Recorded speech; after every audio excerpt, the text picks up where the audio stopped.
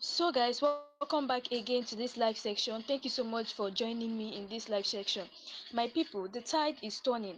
The National Association of Nigerian Students, NANS, has officially declared that Mazi Nnamdi Kanu is a national asset and must be released immediately. So guys, if you know you're doing something at the moment, can you just leave it and come and listen to what I have to tell you guys? So the Association of Nigerian Students, NANS, has officially declared that Mazi Nnamdi Kanu is a national asset and must be released immediately. This is not just a statement, this is a political earthquake shaking the entire nation. Students from north to south, east to west have united to demand justice, and they are calling on President Bola Ahmed Tinubu to adopt a political solution to this crisis. And guess what?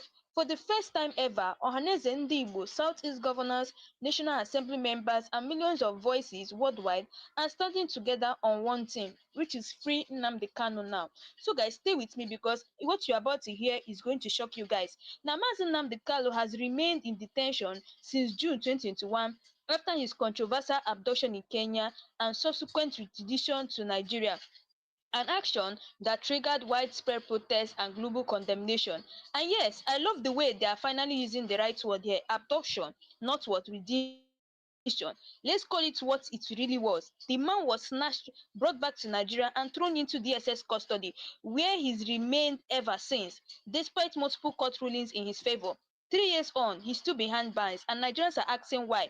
Now, here's where it gets interesting. On Tuesday, the National Association of Nigerian Students, NANS, issued a strongly worded statement, jointly signed by its president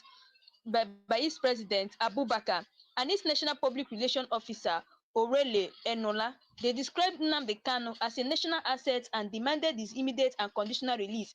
Listen to their words carefully. So guys, let's just listen to what this Nigerian students said and what their president also said. So let's read this article. It says that Nigerian students body NANS demands immediate release of national assets. Nnamdi Kanu calls for what political solution. So let's go on. It says that the National Association of Nigerian Students (NAS) has demanded the immediate and unconditional release of Mazi Nnamdi Kanu, leader of the indigenous people of Biafra. Kanu has remained in detention since June 2021 following his adoption in Kenya and subsequent rendition to Nigeria, an action that triggered widespread protests and calls for his freedom. You guys have seen what happened here. Now, this student has come out to protest, saying that Bola Ahmed Tinubu must release Mazi Nnamdi Kanu. It's shocking that not only the North are knowing that Mazi Nnamdi Kanu is innocent, but everybody, both the students association, have come to realize that this man was actually innocent all the while. So, guys, let's go on. Then it says that in a statement issued on Tuesday, jointly signed by NANS President Comrade Isaiah Atiku Abubakar and Public Relations Officer Comrade Orowala Eniola, the association expressed regret that despite multiple court rulings granting Kanu bail, the federal government has consistently failed to implement them. We understand that the president believes in the rule of law and the unity of the country, NANS said. No section of the country should feel marginalized or be treated like second-class citizens as Kanu is already being treated. He said that there's no section of the country that should be treated like second-class citizen, meaning that everybody should be treated with equally. This is a message from the NANS toward Bola Ahmed Tinubu. This is serious. This is to tell you that Mazi Nnamdi Kanu was innocent. For everybody to come out and be saying such a thing, it means that this man is innocent. Now let's go on. The statement described Kanu as a national asset to the country and should be allowed to contribute what his quota. Now, let's move on. So guys, he said NANS noted that its call for Kanu's release has been supported by various groups, including the Ohaneze Ndi Igbo worldwide, as well as governors and National Assembly members from the southern region. The student body further requested a meeting with President Bola Ahmed Tinubu to formally present their demands and propose a political solution to the Kanu issue, emphasizing the importance of what national unity. Now let's go on. It says that it says students at a meeting held in Prince Abubakar Aldu University, Ayimba unanimously agreed and requested the president of NANS, Comrade Atiku Comrade Atiku Azaya, to write the President and Commander-in-Chief of the Armed Forces to request an audience and present the demand of the Nigerian students. And he said that these are the demands of the Nigerian students: to release Mazi Nnamdi Kanu. So NANS hereby appeals for the immediate and unconditional release of Mazi Nnamdi Kanu by recommending a political solution to the President, His Excellency Bola Ahmed Tinubu, GCFR, because we understand that the President believes in the rule of law and the unity of the country. Now, many people have been telling me that, many people came and was asking me that this one that the Nigerian student has come out to for this one that Nigerian student have come out to order for the release of Mazi Nnamdi Kanu, and I told them that is how it's supposed to be. That is how it's supposed to be. Everybody have already found out that this man is innocent. Even the Northerners, even the Yorubas, even the students worldwide, they have found out that this man is innocent. And the students are now protesting, saying that they should release Bola Ahmed Tinubu, or else a lot of things is going to happen. Now, let's go on. NANS also revealed that their call for Kanu's release is backed by powerful forces across the nation like the Ohanes and Igbo worldwide, Southeast governors, National Assembly members from the Southeast, pro-Biafra groups worldwide. For the first time, the student voice, the Igbo voice, and even neutral voices across Nigeria all saying the same thing: enough is enough, release Nnamdi Kanu. But that's not all. The students' body has officially requested a meeting with President Bola Ahmed Tinubu.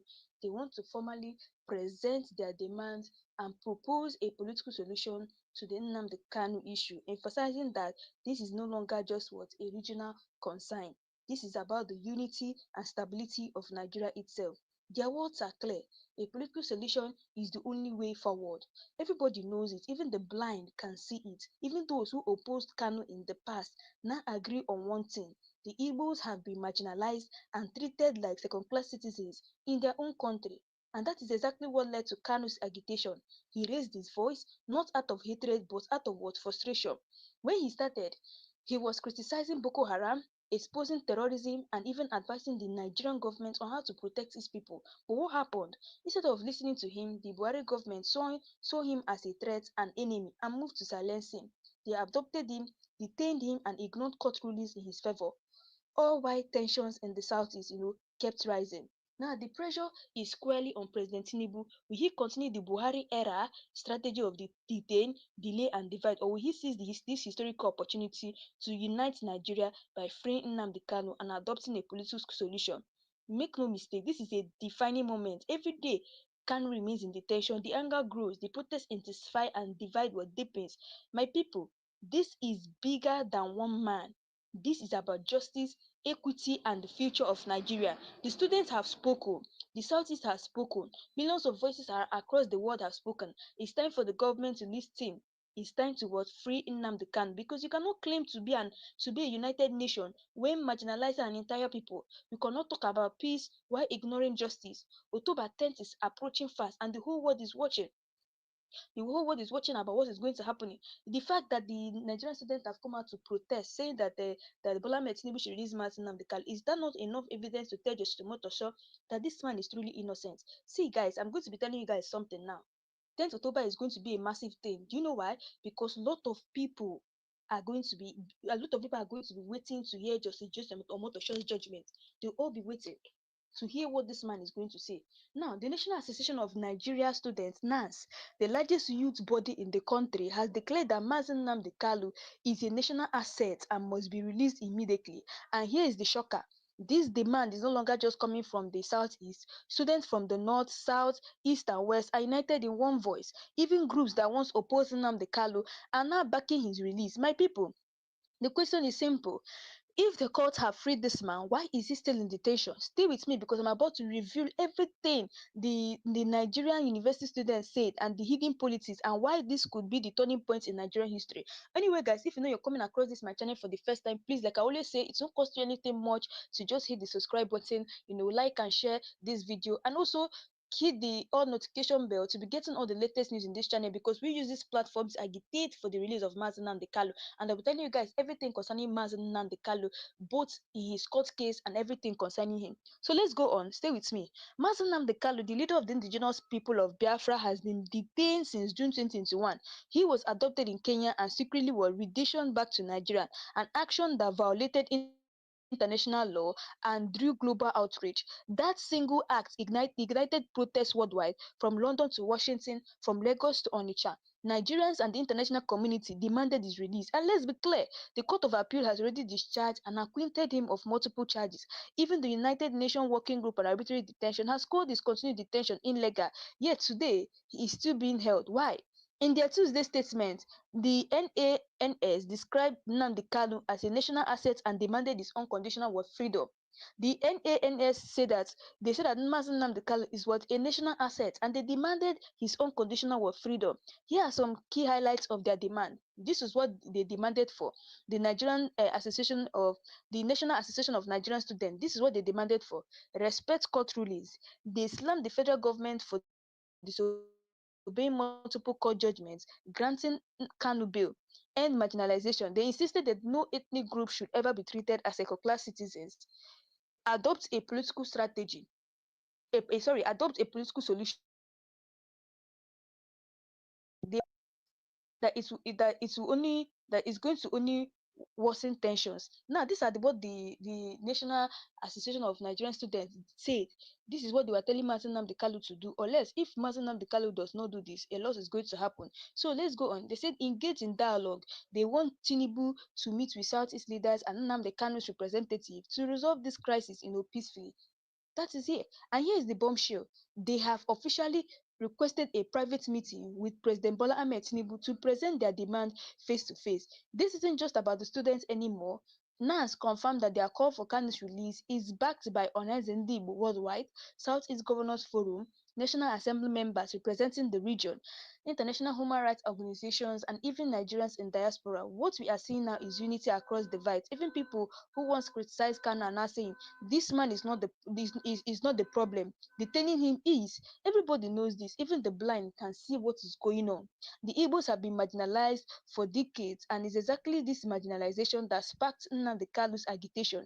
He didn't start by calling for separation. He started by demanding equity. He wanted better roads in the Igbo, in the southeast, better schools, better representation for his people. But instead of listening to him, the Buhari government labeled him an enemy. They silenced him, they abducted him, and here we are today, 3 years later, and nothing has changed. Now the Tinubu government faces a defining moment. Does Tinubu continues if it faces a defining moment? Does Tinubu continues Buhari's legacy of using force and division, or does he rewrite history by embracing a political solution and healing old wounds?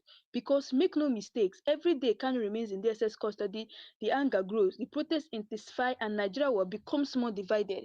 Now, across social media, there have been hashtags like Free Nnamdi Kanu and Justice for Kanu are trending worldwide. Students are mobilizing protests in Abuja, Lagos, Enugu, and Port Harcourt. Human rights groups are warning that this detention could ignite unrest if ignored. Even northern-based organizations are beginning to question the government stance, saying that suppressing voices will only lead to what? More instability. Now, this is no longer a local issue. The United Nations, Amnesty International, and several international legal bodies have demanded an end to Kanu's detention.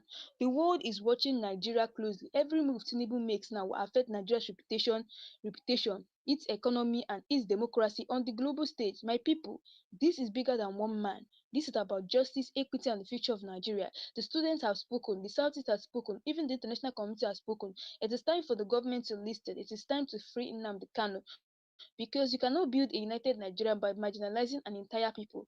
You cannot claim peace while ignoring justice. October 10th is around the corner and the whole world is watching.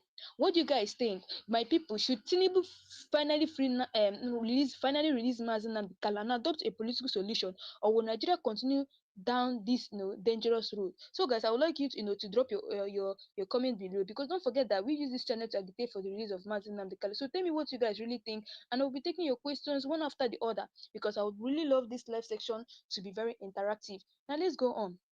They have declared the National Association of Nigeria, the National Association of Nigerian Students, NANS, has just shaken Nigeria to its very foundation. They have shocked Tinubu by declaring that Mazi Nnamdi Kanu is a national asset and demanded his immediate and unconditional release. And listen carefully, this demand is bigger than ever. For the first time in years, students from the north, south, east, and west are speaking with one voice. Is that not enough to tell you that that Bola Ahmed Tinubu, the people in power, are the problems of Nigeria. For the first time in history, the north, the south, the east, and west are speaking with one voice in order to release what Mazi Nnamdi Kanu. This isn't just about IPOB anymore. This is about justice, equity, and Nigeria's survival as one nation. Now, I'm going to expose to you guys the real reason Kanu was adopted in Kenya and why the Buhari government feared him and what Tinubu is hiding and how the students' uprising might force the government's hand. Now, before we dive deeper, let's remind ourselves who Nnamdi Kanu is and why the government fears him so much. This Mazi Nnamdi Kanu started as a human rights advocate and not a separatist. In 2009, through Radio Biafra London, he began exposing government corruption, insecurity, and marginalization in the southeast. Now, he openly criticized Boko Haram and warned the government about rising terrorism long before it became a global issue. Instead of listening to him, the Buhari administration tagged him a threat and began a systematic campaign to silence his voice. And then came June 2021, the infamous Kenya adoption. Kanu he was kidnapped in Nairobi, beaten, and illegally was renditioned to Nigeria.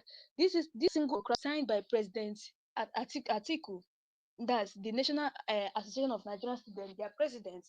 He called Kanu a national asset and not a criminal and not a terrorist. Key demands from their statements include this is what the National Association of Nigerian Students demanded from Bola Ahmed Tinubu based on Mazi Nnamdi Kanu. This is it. So guys, just listen carefully.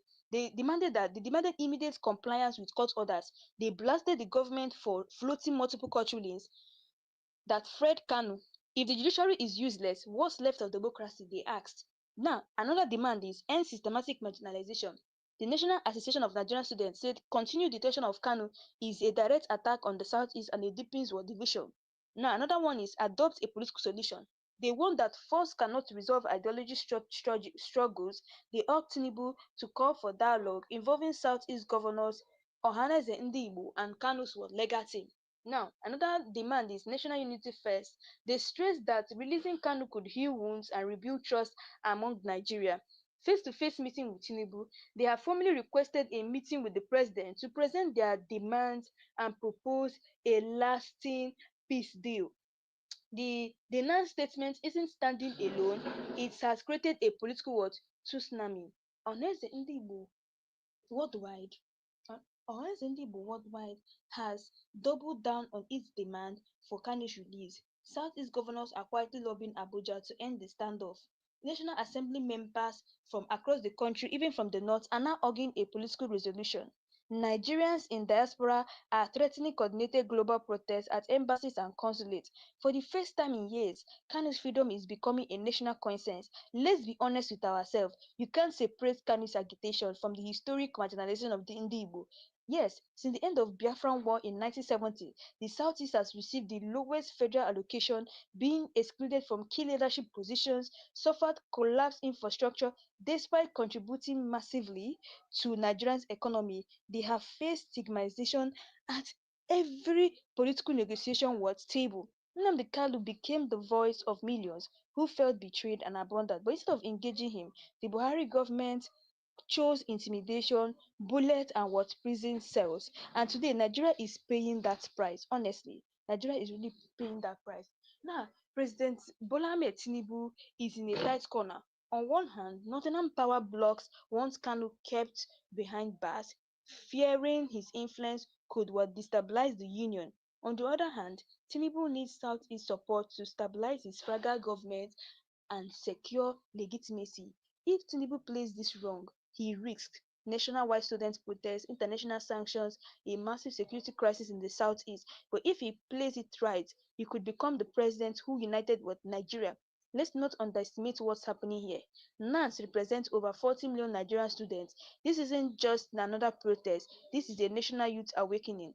Plans are underway for simultaneous demonstrations in Abuja, Lagos, Enugu, Owerri, Port Harcourt. They are calling it the March for Justice. And make no mistake, once Nigerian students move as one, history shows that government listens. The United Nations Working Group on Arbitrary Detention has ruled Kanu's detention illegal. Amnesty International Human Rights Watch and even members of the European Parliament have called for his release.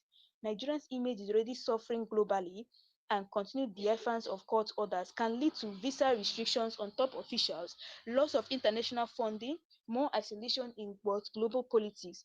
Tinubu's administration cannot afford this battle much longer. Listen, my people, this isn't just about Mazi Nnamdi Kanu anymore. This is about justice for the Southeast, equity for all Nigerians, and the future of our democracy. The court has spoken, the students have spoken, the international community has spoken. The question is, will Tinubu even listen? Because if he doesn't, this may not just become a national crisis, it could become Nigeria's biggest turning point since 1970. Yes. So guys, I would love you guys, to drop your comment below and tell me what you guys really think about this. And also, I'll be right back to tell you the reason why the Nigerian National Association of Nigerian Students has decided, to join, to put their voice together and demand for the release of Mazi Nnamdi Kanu. So guys, take a look at what the lawyer said, and I'll be right back. So today I'm wearing two hats. I'm speaking on behalf of Nnamdi Kanu. I'm also speaking on my own behalf. My name is Aloy Ejimako. I'm the special counsel to Mazi Nnamdi Kanu and the indigenous people of Biafra. And I'm speaking to you from a location in Nigeria. The man, Mazi Nnamdi Kanu, is well known. He's everywhere. He's on Wikipedia. He's an internationally acclaimed freedom fighter. But there's just a few things I need to tell you about him. What brought him to limelight was the formation of the indigenous people of Biafra in the United Kingdom in 2012. Simultaneously, he also founded Radio Biafra. And these two organizations were aimed at one thing: liberation for the people of Biafra, or restoration of the former Republic of Biafra that went defunct in 1970. The right to self-determination is a right that is guaranteed internationally, domestically, and continentally. It's within the black letters of Nigerian law at Article 20 of the African Charter on Human and People's Rights. The right to self-determination is guaranteed. So the formation of IPOB did not break any law. Not laws of United Kingdom, not international law, not Nigerian law. But guess what? When Mazi Nnamdi Kanu, who was born in Nigeria, but who acquired British citizenship later on, came to Nigeria in October 2015, the government of President Muhammadu Buhari, which had come to power in May, decided to arrest him. He was not arrested between 2012 and 2015 because the government of the day at that time understood that self-determination is not a crime. But the government that came into power in 2015 in May decided that self-determination is going to be treated as a criminal activity. So he was arrested in Lagos. He was charged for treason, also for insulting the president and illegal importation of radio equipment. 3 charges. The treason one, they split it into 2, treason by himself and treason by conspiracy. This thing went on from 2015 until April 2017, when he was eventually granted bail. So he was detained for nearly 18 months. After granting him bail, he returned to his ancestral home in the southeastern part of Nigeria, and he was enjoying his bail when suddenly, between 10 September and 14 September 2017, the Nigerian army, without any justification whatsoever, levied lethal, massive military operations against Mazi Nnamdi Kanu's ancestral home. That day, he was sitting at home with so many people, his family members, including his 2 elderly parents. The attack was lightning, it was a bleakridge, it was massive, and it was not the type of an attack you will expect a national military force to levy on a civilian location. But they did. At the end of the day, 28 people lost their lives. Mazi Nnamdi Kanu sustained injuries. His parents sustained injuries as well, but somehow, by the grace of God, they all managed to escape. From there, the rest is history. And because there was a national and international manhunt for him by the security forces, which rules of engagement was to shoot, not to maim. If you see Nnamdi Kanu, if you encounter him anywhere, shoot not to maim. Not to maim, but shoot to kill. That's what they went there to do on 10 September, but they didn't succeed. But it went on. They went on in a manhunt. So Nnamdi Kanu was forced to flee the municipal boundaries of Nigeria in search of safe haven overseas.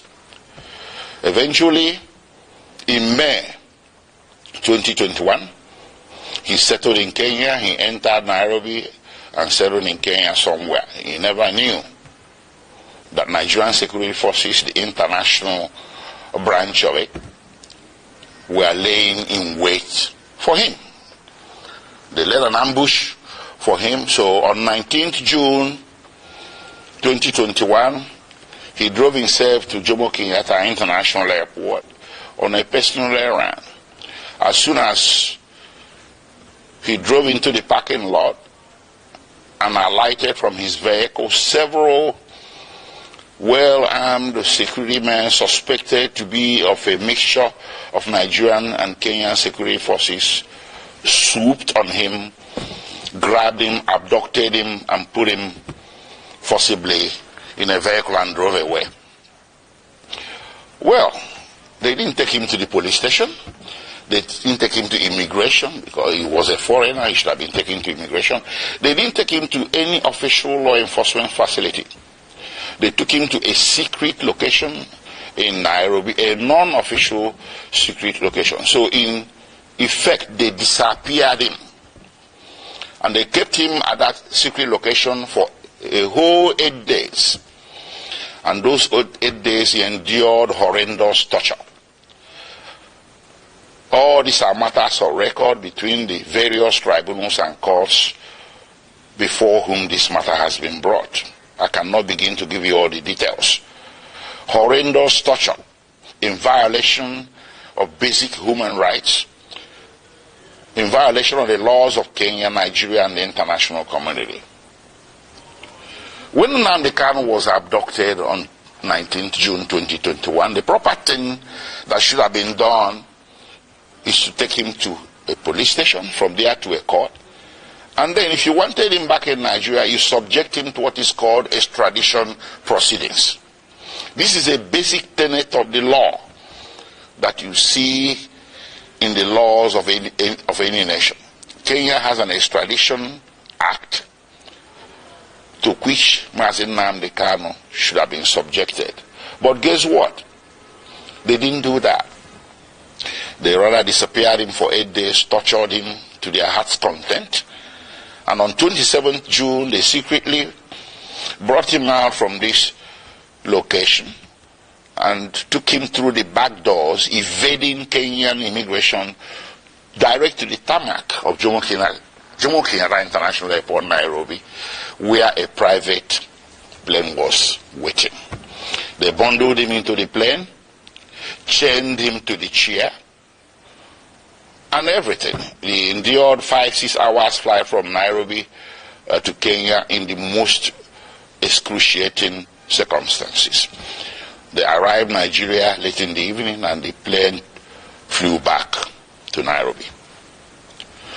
They took him to the headquarters of the National Intelligence Agency in Abuja, where he spent the first night with all the lights left on to assure his maximum discomfort. The following day, they transferred him to the headquarters of Directorate of State Security in Abuja. And on the third day, they brought him before the Federal High Court in Abuja. The Federal High Court was well aware that Mazi Nnamdi Kanu has counsel of record. It was an open case, it wasn't a new case, a pre-existing case. But the Federal High Court decided to conduct the arraignment in violation of his constitutional right to counsel, and that arraignment led to the indefinite detention with which we are struggling today. Anyways, taking you back a few steps, the little military invasion of 2017 was not unrequited, judicially speaking. I took the matter before two tribunals, or a tribunal and a court. First, I took it to the African Commission on Human and People's Rights, which rendered a decision in March 2018 condemning the action and calling it a violation of the African Charter. And they wrote to the President of Nigeria, they wrote a letter to the President of Nigeria requesting him or directing him. They used diplomatic language, but the decision was there that what you did is wrong, so you need to roll it back. You need to reverse everything you have done, which includes declaration of IPOB as a terrorist organization and hounding their members as criminals. The African Commission held that what Nigerian government was doing was persecution, not prosecution. That the IPOB and its members simply possess an inconvenient political opinion which the Nigerian government was seeking to suppress by means of punishment of some sort. And they asked or directed Nigerian government to reverse itself. Nigerian government never did. Rather, it escalated. Well, subsequently, I went to a local court, a high court in Abia State in eastern Nigeria. I sued the Federal Republic of Nigeria, the Nigerian Army, and other parties who were Confederates in that attack of September 2017. And in January 2022, fortunately for us, we won. The High Court made an order. The High Court reached a judgment that what happened to Nnamdi Kanu in September 2017 was a flagrant violation of his constitutional right to life and constitutional right to his privacy. And the court proceeded to make an order ordering the federal government of Nigeria, or Federal Republic of Nigeria, to pay him a compensation of 1 billion Nigerian naira, which is over $1 million US. The court also ordered the Federal Republic of Nigeria and the President of Nigeria to issue a public apology to be published in 3 national Nigerian newspapers to Mazi Nnamdi Kanu. None of this has happened. So we kept that aside. So when they brought Mazi Nnamdi Kanu forcibly from Kenya without extradition proceedings, I characterized it an act of extraordinary rendition. Initially, there was a misunderstanding, a broad, widespread misunderstanding by vast majorities of Nigerians who were mouthing the cliche, Mazi Nnamdi Kanu extradited from Kenya. No, that was wrong. It wasn't. I told people it wasn't. It was extraordinarily renditioned or rendered, and that is against international law, Kenyan law, and laws of the Federation of Nigeria.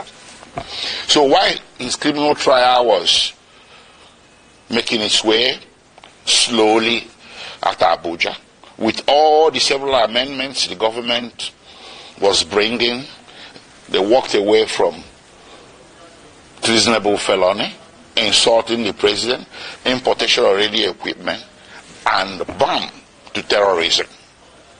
That's how it happened. And they did this 7 times. 7 amendments. If Nnamdi Kanu was guilty, why is it taking so long to bring him to trial between 2015 and today? That is 8 years. So what he's undergoing is not really a judicial trial. It's a trial by ordeal. Trial by fire. Imprisonment before conviction. They just want to get as many years of jail time out of him as possible, because they know that with the evidence available, conviction will be impossible. And that was made worse by the extraordinary rendition, which I took also as a civil violation. to a federal high court in Nigeria.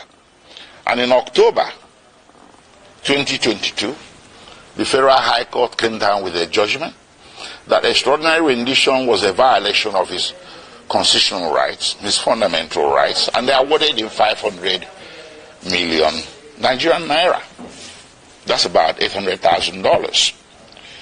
So all around, everywhere that this matter has gone to, including in July 2022, before the Human Rights Council at the United Nations, the Human Rights Council, United Nations, came down with an opinion that what happened to Mazi Nnamdi Kanu in Kenya and that brought him to Nigeria is a very grave violation of international law. And they directed that he should be released unconditionally. And of course, the Court of Appeal in Nigeria did come down with a similar judgment in same October 2022, discharging Mazi Nnamdi Kanu of all charges and bearing any further trial of his person in any court in Nigeria as a consequence, as a direct consequence of the extraordinary rendition. So what more can you ask for a man to deserve his freedom? How many have I counted? United Nations, which in this case should be considered a world court. Then you have the Nigerian Court of Appeal, which is the second highest court in the Federal Republic of Nigeria. Then you have the Federal High Court, which is the court of first instance at the federal level. And of course, you have the State High Court that awarded him 1 billion Nigerian naira. So between 2015 and today, 8 years and running, Mazi Nnamdi Kanu has snagged 4 major victories against the Federal Republic of Nigeria, with Federal Republic of Nigeria winning nothing. What more do you need as stark evidence, affirmative evidence that what is happening here, ladies and gentlemen, is an act of persecution, not prosecution? It's time to end it. On his behalf, I will ask all men and women of goodwill everywhere in the world to speak up. There was this saying about Jews. When they came for the Jew, you said nothing. When they came for the Jew, you said nothing because you're a trade unionist.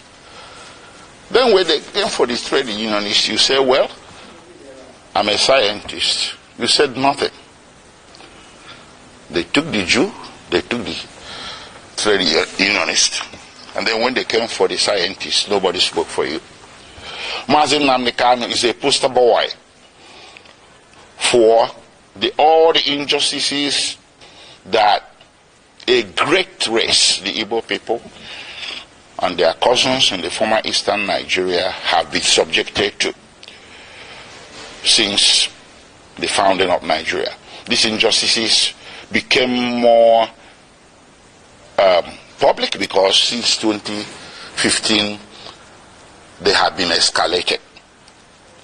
So how do you fight back? You fight back by telling the system, I want out. I want my own country is not a crime. It does not require a bullet. It doesn't require muscular military law enforcement. What it requires is sitting across the table and talking about it. A lot of nations have been founded on referendum. That's what Mazi Nnamdi Kanu and the Diaspora of Biafra were asking for. That led to all this conundrum, to all this saga.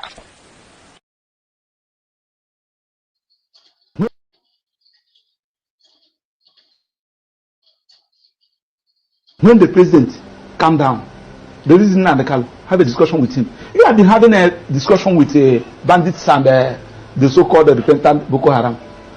Tell me the offense of Nnamdi Kanu, because he's agitating for self-determination, which is his own constitutional fundamental rights granted to him by the Constitution and the law. Well, the government's angle is not because of the agitation, because they know that everyone has a right to agitate. But they said the way he was going about it, like and then people were being incited. Well, that's even not what I'm What of the wife of the president incited people during the election? The wife of the president, he incited people that Igbo should go. What of the one of Lagos said that Igbo should go and fall into lagoon? What of those that came out and said that Igbos will not vote? If you are not voting for APC, you will not vote. What happened to them? Has anybody been arrested? That Nnamdi Kanu said something, then you now term that thing he said as is a terrorist, is a crime of terrorism. You charge him for terrorism.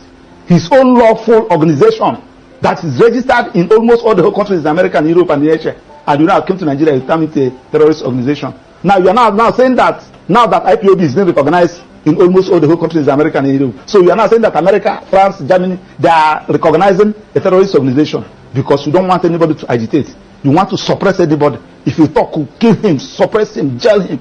In a country that is predicated on constitutional governance, it cannot work like that. Okay, let's get back to the ministerial nomination of Bianca Ojukwu, because you said he took away one from Anambra and brought in another. But remember that the president took away the minister based on the KPI results that came out, which he was not even the one, that did the evaluation. It was the result given to him, with which he did that, meaning that if actually the minister had performed, above board in the KPI, he wouldn't have had any reason to remove her rather. Now, still on that ministerial list, we have 48 of them, am I right?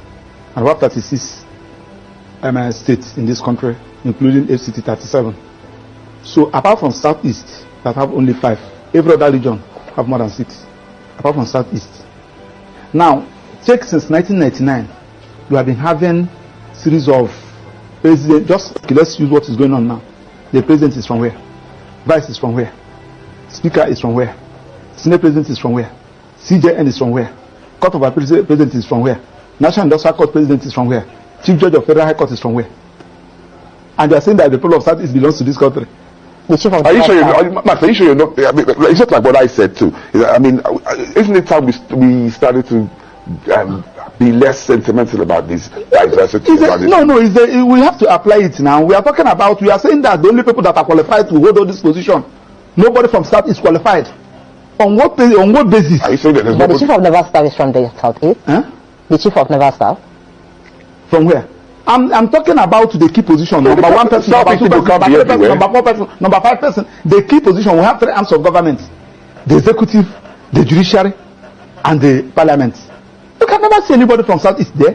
Now, the point we are talking about is that when I'm not even talking about, I'm in court about lopsided appointments. Okay. I can avail that my process because I did an intensive research in that process. File it, asking court to view whether this particular appointment, whether this particular governance is in line with Federal Character Establishment Act, an act of National Assembly that said that you should carry everybody along. Section 14 of the Constitution also said that you should carry everybody along. And we are not doing all these things. You are telling me that, yes, now that you have removed Kennedy Ohanele and you are now brought in Bianca Ojukwu, that the people of Southeast will jubilate. Are you talking to idiots? Look at the people that you are talking about.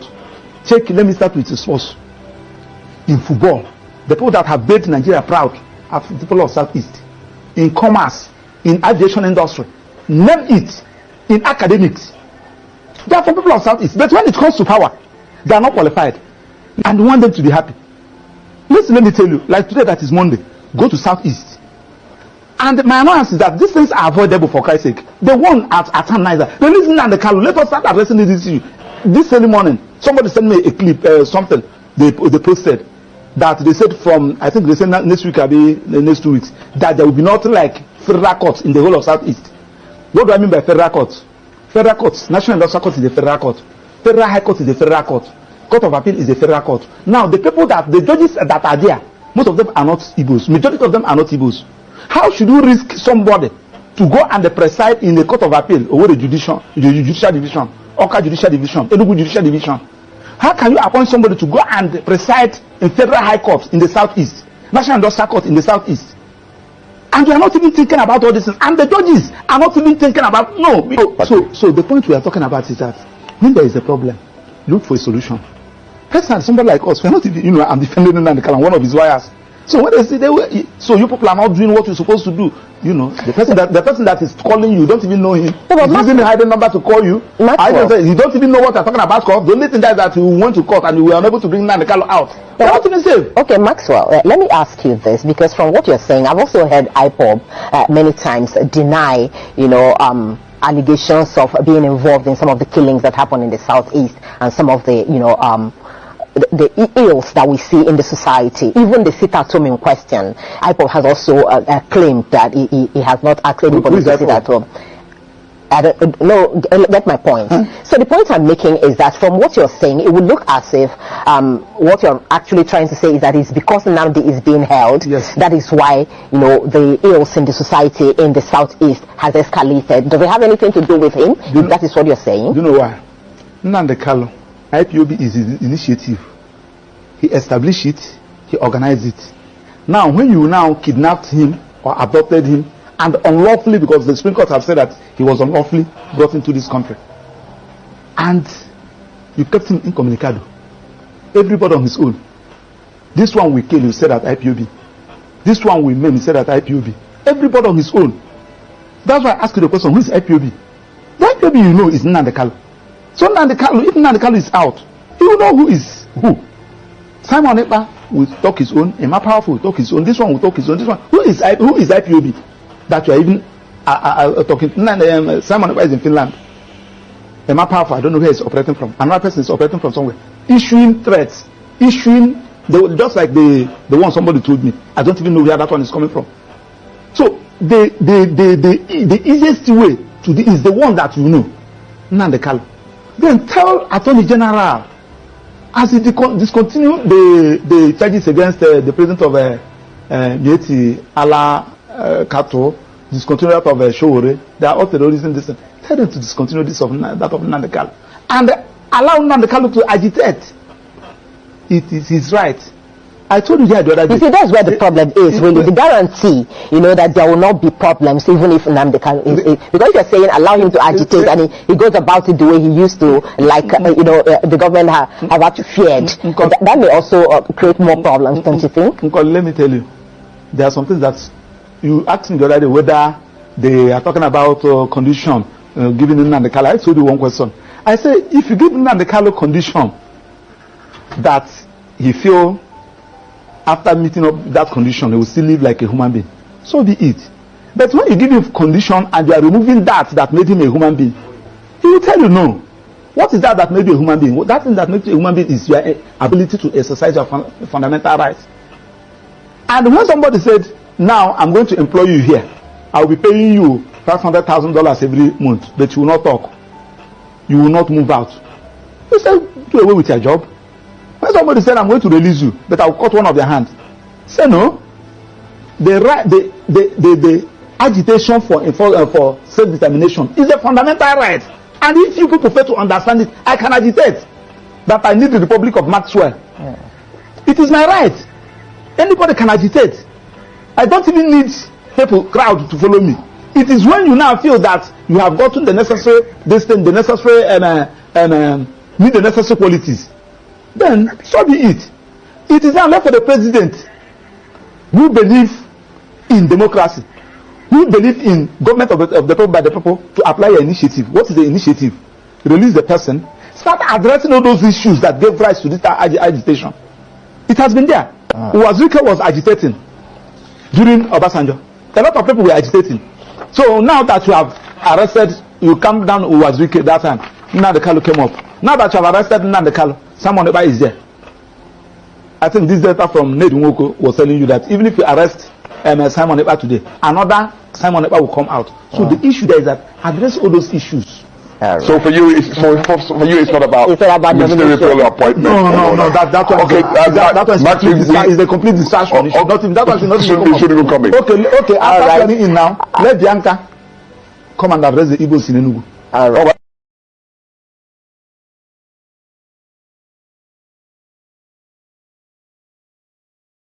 When the president calm down, the reason Nnamdi Kanu, have a discussion with him. You have been having a discussion with bandits and the so-called repentant Boko Haram.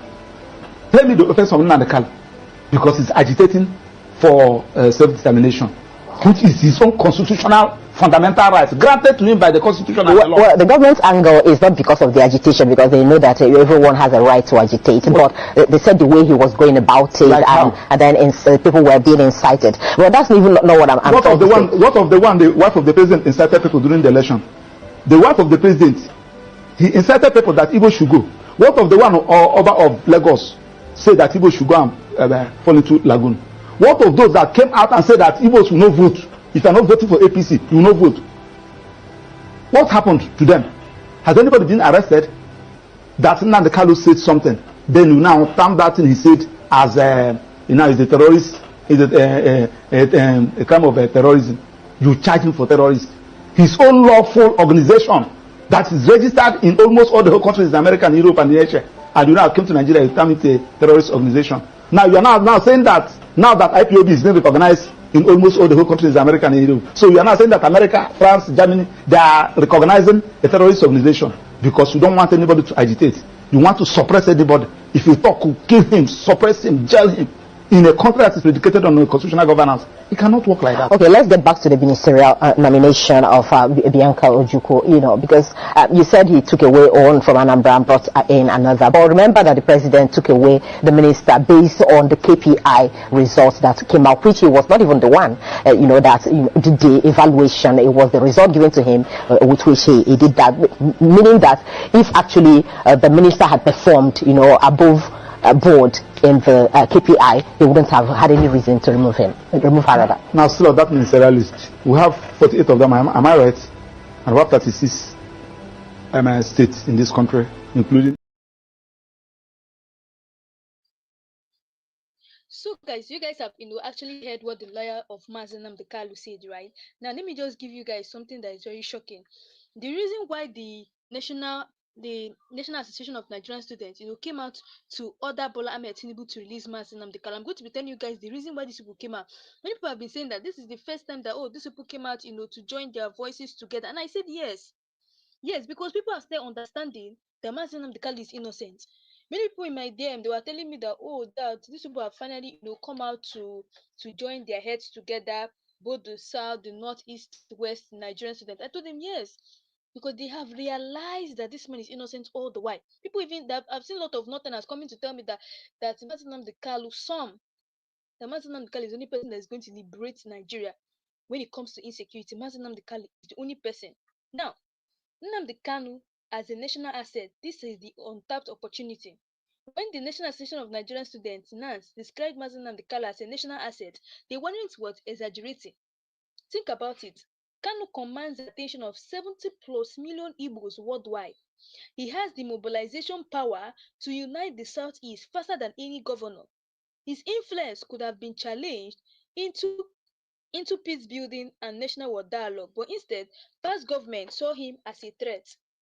But the Buhari administration chose confrontation over conversation, labeling Kanu and IPOB as terrorists without credible global backing. These are the results: heightened separatist sentiment, economic disruptions in the southeast, a deep distrust of Nigeria's unity project. This is the missed opportunity NANS is now pointing out.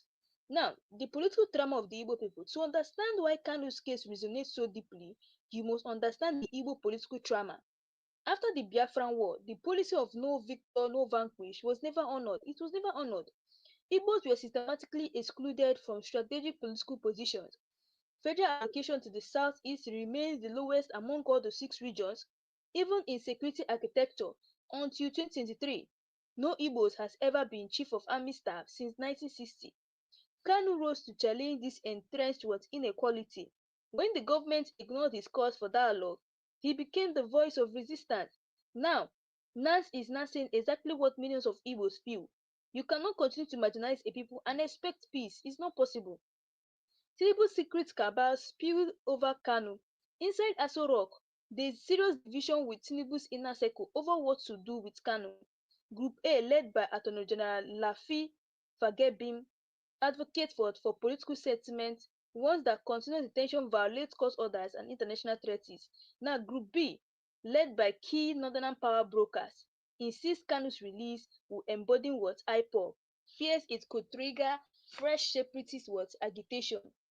Tinubu is caught in the middle fearing northern backlash if he releases Kanu, southeast electoral losses if he doesn't. This explains the silent delays despite multiple court rulings ordering Kanu's release. Now, behind the scene, Nigeria is under increasing international scrutiny.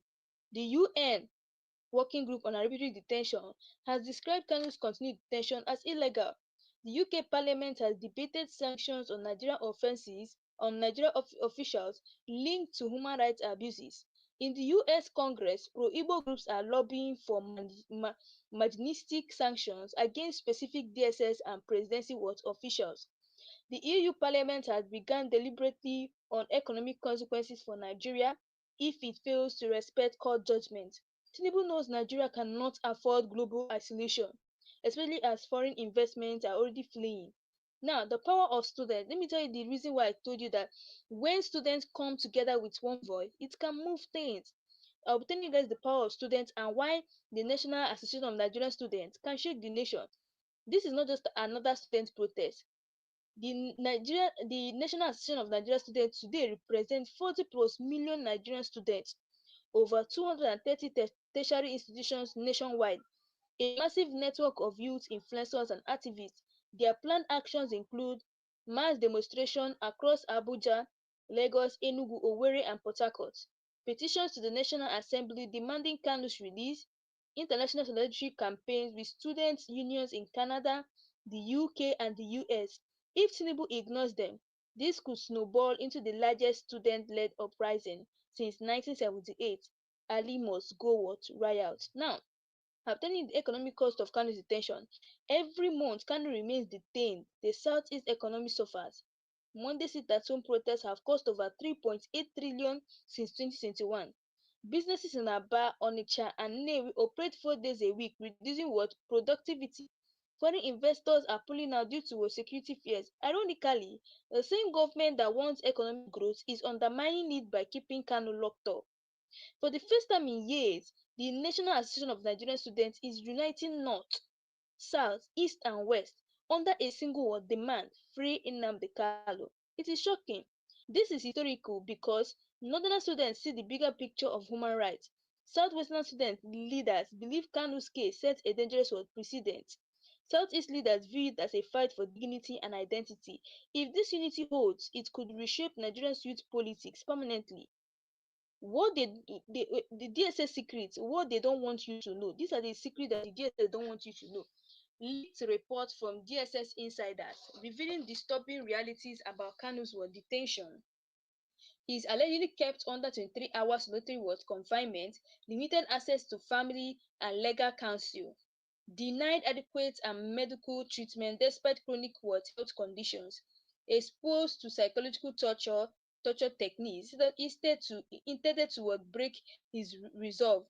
These revelations are fueling outrage not just in Nigeria but among international human rights groups. Make no mistake, Kanu's release is no longer just a legal issue, it's an election war strategy. Tinubu knows he cannot win 2027 without improving relations with the Southeast. He already knows that he cannot win 2027 without improving relations with the Southeast. At the same time, alienating northern political elites could destabilize his coalition. This is why Tinubu is stalling, waiting for the right political timing. But the students, diaspora, and international community are forcing his hand faster than expected. Nigeria stands at a dangerous crossroad. Free Kanu now, chance for dialogue, unity, and rebuilding trust.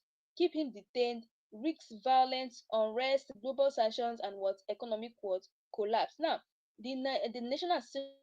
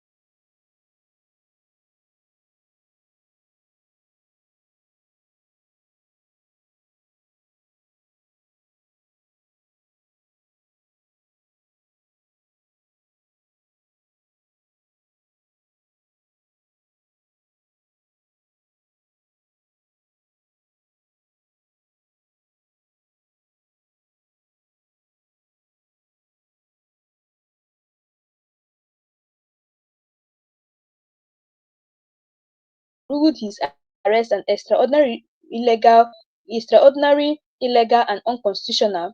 The Supreme Court has not overturned that ruling, yet the DSS still holds him without bail. This is a direct violation of Section 35 of the Nigerian Constitution, right to personal liability, African Charter on Human and People's Rights. Nigeria is a signatory. UN Convention on Arbitrary Detention. Lawyers warn that if this continues, Nigeria risks being blacklisted by international courts and human rights councils. Now, leaked intelligence suggests there's a secret plan to conditionally release Nnamdi Kanu before the end of 2025. Conditions alleged include total suspension of IPOB activities, public renunciation of Biafra independence, signing a non-disclosed agreement preventing him from discussing DSS treatment. However, sources close to Kanu's legal team confirm he has rejected every conditional deal so far, insisting freedom without dignity is slavery. This standoff is why Tinubu keeps stalling despite what mounting pressure. So here's the shocking truth I would love to tell you guys. Some politicians are profiting from keeping Kanu detained. Yes, I think that these politicians are really profiting from keeping this man detained, because what do you think? They have been keeping in detention for so long, and I think that they benefit something from that. Because tell me, if they don't benefit anything from that, why would they want to keep an innocent man in constitutional detention for so long? Now, security contracts for DSS military patrols and anti-IPOP operations are worth billions of naira yearly. Politicians in Abuja and some Southeast governors divert these funds. The Monday sit-at-home crisis cripples small businesses who benefit elite importers who control price. So while the public suffers, powerful figures are cashing out, making them resist any move to release Kanu. What many Nigerians don't know is that Igbo diaspora organizations are quietly building a global lobbying machine. Over $5 million raised across the UK, US, and Canada to fund legal battles. Partnership with Amnesty International, Human Rights Watch, and ECOWAS court observers plans to file lawsuits against Nigerian officials in foreign courts under the Magnitsky Act. If Nigeria ignores them, visa ban and asset freeze could hit key political allies by mid-2026. Now, inside the DSS, there's a growing rebellion among senior officers over how Kanu's case is handled. Faction A fears international sanctions and wants to hand him over to judiciary. Faction B insists on keeping Kanu as a bargaining chip for political negotiation. This internal war explains the contradictory links, security clamps down and sudden court adjournments. Nigerian security architecture is literally fighting itself over one man. Unlike older generation, today's National Association of Nigerian Students is digitally armed and globally connected. Yes, they are digitally connected. So medical links suggest Kanu's health is worsening inside DSS custody. Reports of serious heart complications and hypertension, alleged refusal to allow him access to specialist care. DSS insists he's fine, but family sources say otherwise. If Kanu's health deteriorates beyond control, Nigeria could face massive Southeast unrest, global condemnation, and possible ICC intervention under crimes against humanity. So guys, that's all we have for today. Let me know your thoughts below. And also, if you know you're new to this channel, please don't forget to click the subscribe button, like and share, turn on the notification bell to be getting all the latest news in this channel. And don't forget that he will be coming to court on the 10th October 2025, and I'll be giving you guys latest updates concerning Mazi Nnamdi Kanu and everything about him. And also, please do type in the comment section free Nnamdi Kanu, because we use this platform to agitate for the release of Mazi Nnamdi Kanu and to tell the whole world that this man is innocent and he needs to be released. So guys, thanks for watching, and see you guys again in my next live section.